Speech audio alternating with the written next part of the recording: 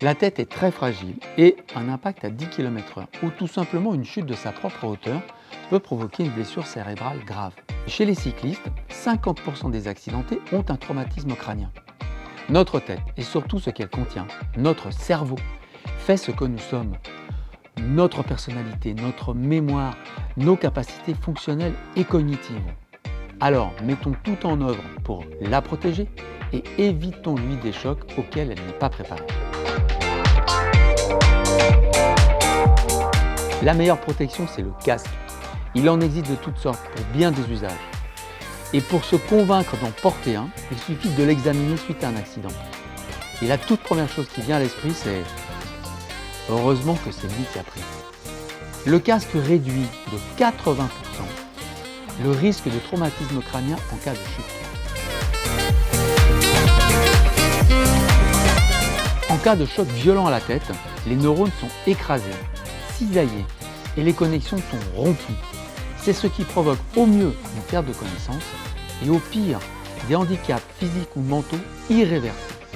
Les chercheurs du laboratoire ICUBE de l'Université de Strasbourg ont développé une expertise sur les impacts des lésions provoquées au cerveau lors des chocs à la tête. En reproduisant les conditions internes du cerveau grâce à des modèles mathématiques, ils ont analysé plusieurs accidents de la route. Ils ont ainsi pu reproduire les cinématiques des accidents en simulant les déplacements des corps, puis reproduire les traumatismes crâniens et enfin les mettre en corrélation avec les séquelles médicales des victimes. Ces recherches ont produit plusieurs enseignements intéressants, comme par exemple le fait que dans les chutes à vélo, c'est surtout le pourtour de la tête qui est atteint. Et que même lorsqu'on chute à l'arrêt, ça peut provoquer des séquelles graves.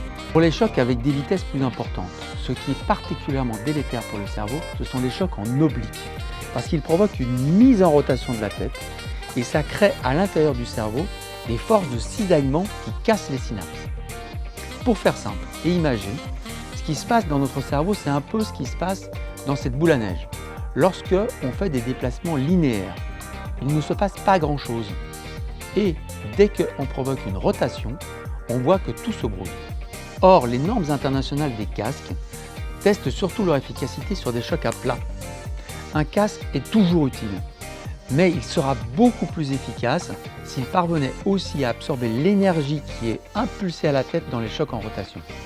Certains fabricants s'en préoccupent déjà depuis des années. Et heureusement, en 2023, les normes internationales l'intégreront aussi pour les casques moto. C'est bien, et nous aimerions aussi que ça soit le cas pour les cyclistes, pour les trottinettistes, pour les hockeyeurs, pour les skieurs, enfin pour tous ceux qui portent un casque. Comme nous, la Mutuelle des motards agit pour une meilleure prévention.